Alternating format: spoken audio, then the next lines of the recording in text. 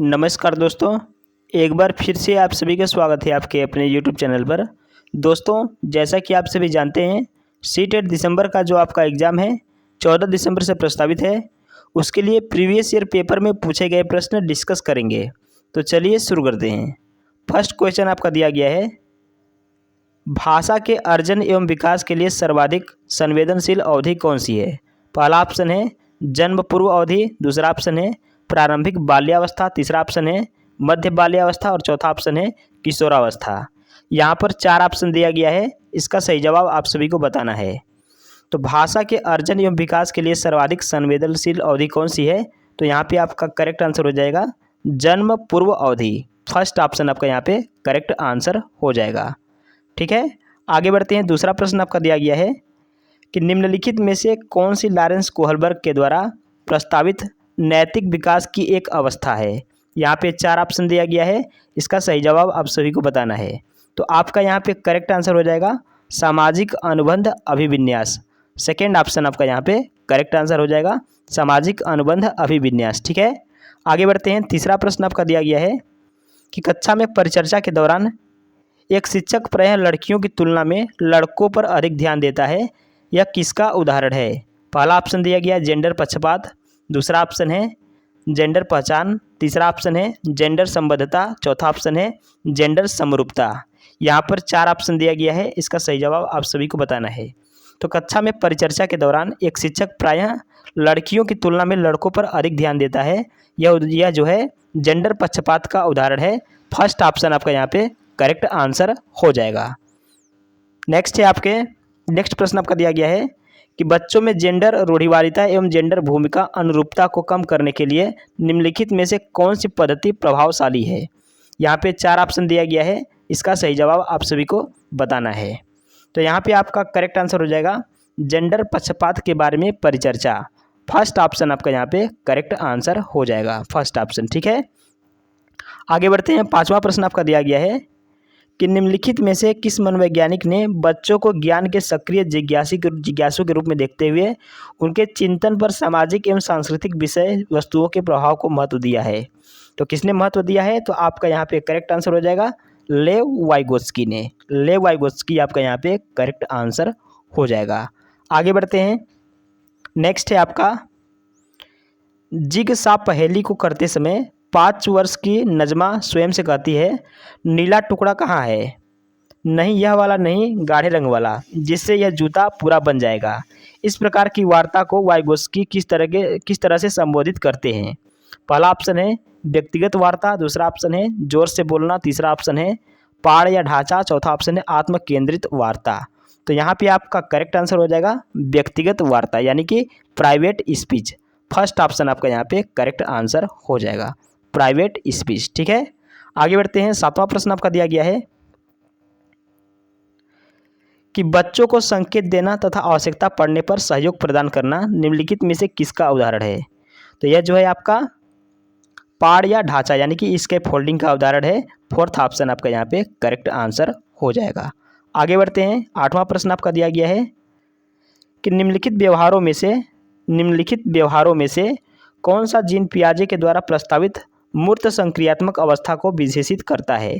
तो आपका यहाँ पे करेक्ट आंसर हो जाएगा संरक्षण कक्षा समावेशन। सेकेंड ऑप्शन आपका यहाँ पे करेक्ट आंसर हो जाएगा। ठीक है, आगे बढ़ते हैं। प्रश्न संख्या 9 आपका दिया गया है यहाँ पे कि बच्चों के संज्ञानात्मक विकास के संदर्भ में निम्नलिखित में से कौन सी पियाजे की संरचना है? स्कीमा है कि अवलोकन अधिगम है कि अनुबंध है या फिर प्रबलन है? तो यहाँ पे आपका हो जाएगा स्कीमा आपका यहाँ पे करेक्ट आंसर हो जाएगा, फर्स्ट ऑप्शन। ठीक है, आगे बढ़ते हैं। प्रश्न संख्या 10 का आप सभी सही जवाब देने का प्रयास करेंगे। प्रश्न आपका दिया गया है कि आकलन का प्राथमिक उद्देश्य क्या होना चाहिए?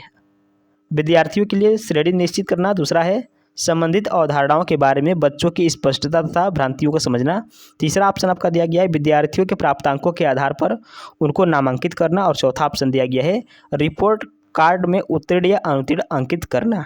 यहाँ पे आप सभी को सही जवाब बताना है। तो आकलन का प्राथमिक उद्देश्य क्या होना चाहिए? तो संबंधित अवधारणाओं के बारे में बच्चों की स्पष्टता तथा भ्रांतियों को समझना। सेकेंड ऑप्शन आपका यहाँ पे करेक्ट आंसर हो जाएगा। आगे बढ़ते हैं। 11 नंबर का आप सभी सही जवाब देने का प्रयास करेंगे। प्रश्न आपका दिया गया है कि निम्नलिखित कथनों में से कौन सा बुद्धि के बारे में सही है। यहाँ पर आपसे पूछा है कि बुद्धि के बारे में सही है, तो यहाँ पे आपका करेक्ट आंसर हो जाएगा बुद्धि बहुआयामी है तथा जटिल योग्यताओं का एक समूह है। फोर्थ ऑप्शन आपका यहाँ पे करेक्ट आंसर हो जाएगा। आगे बढ़ते हैं, प्रश्न संख्या 12 का सही जवाब देने का प्रयास करेंगे। प्रश्न आपका दिया गया है कि रूही हमेशा समस्या के एकाधिक समाधानों के बारे में सोचती है, इनमें से काफ़ी समाधान मौलिक होते हैं। रूही किन गुणों का प्रदर्शन कर रही है। तो यहाँ पे आपका करेक्ट आंसर हो जाएगा सृजनात्मक विचार। फर्स्ट ऑप्शन आपका यहाँ पे करेक्ट आंसर हो जाएगा। ठीक है, आगे बढ़ते हैं, 13 नंबर का सही जवाब देने का प्रयास करेंगे। 13 नंबर का प्रश्न आपका दिया गया है कि शिक्षण अधिगम प्रक्रिया में वंचित समूह से संबंधित विद्यार्थियों के द्वारा सहभागिता कम होने की स्थिति में एक शिक्षक को क्या करना चाहिए। एक शिक्षक जो है अपनी शिक्षण पद्धति पर विचार करना चाहिए तथा बच्चों की सहभागिता में सुधार करने के लिए नए तरीके ढूंढने चाहिए। फोर्थ ऑप्शन आपका यहाँ पे करेक्ट आंसर हो जाएगा। आगे बढ़ते हैं, नेक्स्ट है, प्रश्न आपका दिया गया है कि एक समावेशी कक्षा में एक शिक्षक को विशिष्ट शैक्षिक योजनाओं को तैयार नहीं करना चाहिए, कभी कभी तैयार करना चाहिए, सक्रिय रूप से तैयार करना चाहिए या फिर तैयार करने के लिए हतोत्साहित करना चाहिए। तो यहाँ पे 14 नंबर का आप सभी को सही जवाब बताना है। तो एक समावेशी कक्षा में एक शिक्षक को विशिष्ट शैक्षिक योजनाओं को सक्रिय रूप से तैयार करना चाहिए। थर्ड ऑप्शन आपका यहाँ पे करेक्ट हो जाएगा, सक्रिय रूप से तैयार करना चाहिए। ठीक है, आगे बढ़ते हैं, 15 नंबर का सही जवाब देने का प्रयास करेंगे। प्रश्न आपका दिया गया है कि पठन वैकल्य बच्चों के प्राथमिक लक्षण क्या हैं। यहाँ पे आप सभी को सही जवाब बताना है।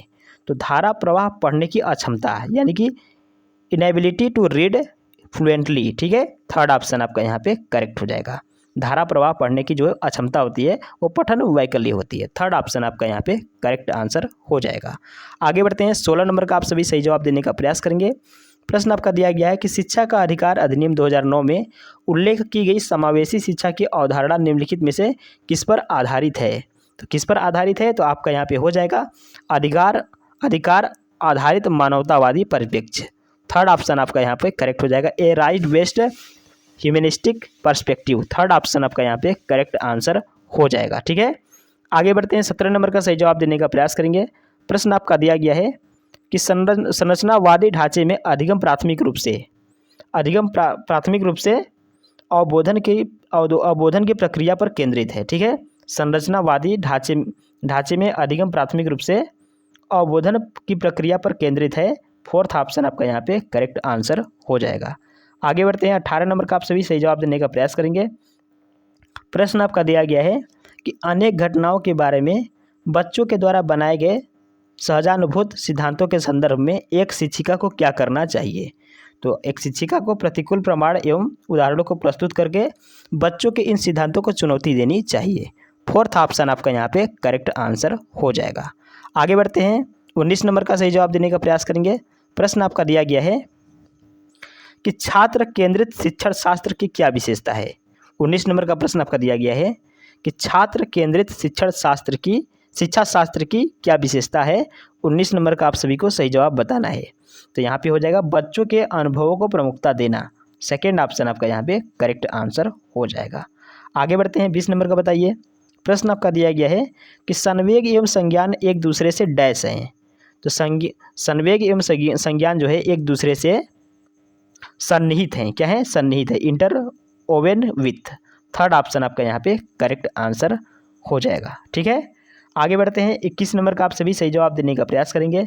प्रश्न आपका दिया गया है कि संरचनावादी सिद्धांतों के अनुसार अधिगम के बारे में निम्नलिखित कथनों में से कौन सा सही है। तो आपका यहाँ पे हो जाएगा अधिगम सक्रिय विनियोजन के द्वारा ज्ञान की संरचना की प्रक्रिया है। ठीक है, फोर्थ ऑप्शन आपका यहाँ पे करेक्ट आंसर हो जाएगा। आगे बढ़ते हैं, 22 नंबर का आप सभी सही जवाब देने का प्रयास करेंगे।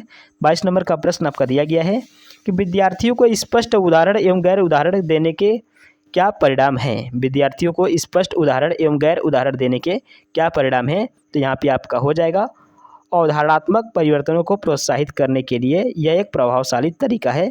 फर्स्ट ऑप्शन करेक्ट आंसर हो जाएगा। नेक्स्ट है 23 नंबर का सही जवाब देने का प्रयास करेंगे। 23 नंबर का प्रश्न है आपका कि बच्चों को अधिगम गतिविधियों में भागीदारी करने के लिए लगातार पुरस्कार देना व दंड का प्रयोग करने से क्या प्रभाव पड़ता है। तो यहाँ पे क्या प्रभाव पड़ता है, तो आपका यहाँ पे हो जाएगा अधिगम में बच्चों की स्वाभाविक अभिरुचि तथा जिज्ञासा कम होती है।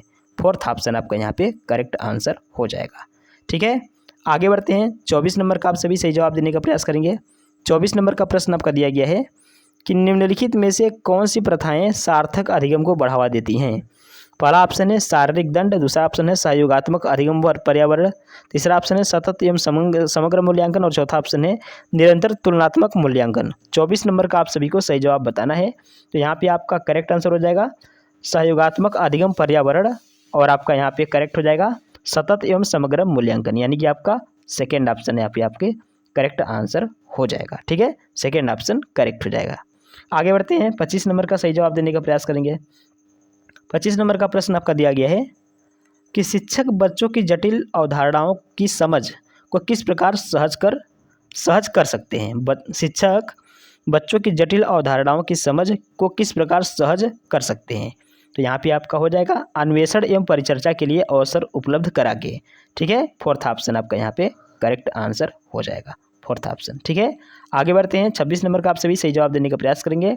26 नंबर का प्रश्न आपका दिया गया है कि एक प्राथमिक विद्यालय की अध्यापिका बच्चों को एक प्रभावशाली समस्या समाधानकर्ता बनने के लिए किस प्रकार से प्रोत्साहित कर सकती है। तो किस प्रकार से प्रोत्साहित कर सकती है, तो यहाँ पे आप सभी को सही जवाब बताना है। तो आपका हो जाएगा बच्चों को सहजानुभूत अनुमान लगाने के लिए प्रोत्साहित करके तथा उसी पर आधारित विचार मंथन करके। फोर्थ ऑप्शन आपका यहाँ पे करेक्ट आंसर हो जाएगा। ठीक है, फोर्थ ऑप्शन। आगे बढ़ते हैं। 27 नंबर का आप सभी सही जवाब देने का प्रयास करेंगे। प्रश्न आपका दिया गया है यहाँ पे 27 नंबर का कि निम्नलिखित अवधि में से किसमें शारीरिक वृद्धि एवं विकास तीव्र गति से घटित होता है। तो तीव्र गति से कब होता है, तो आपका हो जाएगा शैशवावस्था एवं प्रारंभिक बाल्यावस्था। फर्स्ट ऑप्शन आपका यहाँ पे करेक्ट आंसर हो जाएगा। आगे बढ़ते हैं। 28 नंबर का सही जवाब देने का प्रयास करेंगे। 28 नंबर का प्रश्न आपका दिया गया है कि निम्नलिखित में से कौन सा विकास का सिद्धांत नहीं है। तो कौन सा विकास का सिद्धांत नहीं है, तो विकास सार्वभौमिक है तथा सांस्कृतिक संदर्भ में इसे प्रभावित नहीं करते। विकास सार्वभौमिक है तथा सांस्कृतिक संदर्भ में इसे प्रभावित नहीं करते। फोर्थ ऑप्शन आपका यहाँ पे करेक्ट आंसर हो जाएगा। 29 नंबर का आप सभी सही जवाब देने का प्रयास करेंगे। 29 नंबर का प्रश्न आपका दिया गया है कि व्यक्तिक विभिन्नताओं का प्राथमिक कारण क्या है।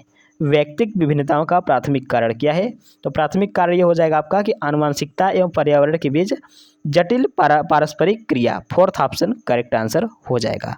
आगे बढ़ते हैं। 30 नंबर का सही जवाब देने का प्रयास करेंगे। निम्नलिखित में से कौन सा द्वितीयक समाजीकरण एजेंसी का उदाहरण है, तो आपका यहाँ पे करेक्ट आंसर हो जाएगा विद्यालय एवं मीडिया। थर्ड ऑप्शन आपका यहाँ पे करेक्ट हो जाएगा विद्यालय एवं मीडिया। ठीक है, तो साथियों ये थे आपके सीटेट प्रीवियस ईयर पेपर में पूछे गए प्रश्न। यदि वीडियो अच्छा लगा हो, हेल्पफुल लगा हो, तो वीडियो को लाइक और चैनल को सब्सक्राइब अवश्य करें। धन्यवाद।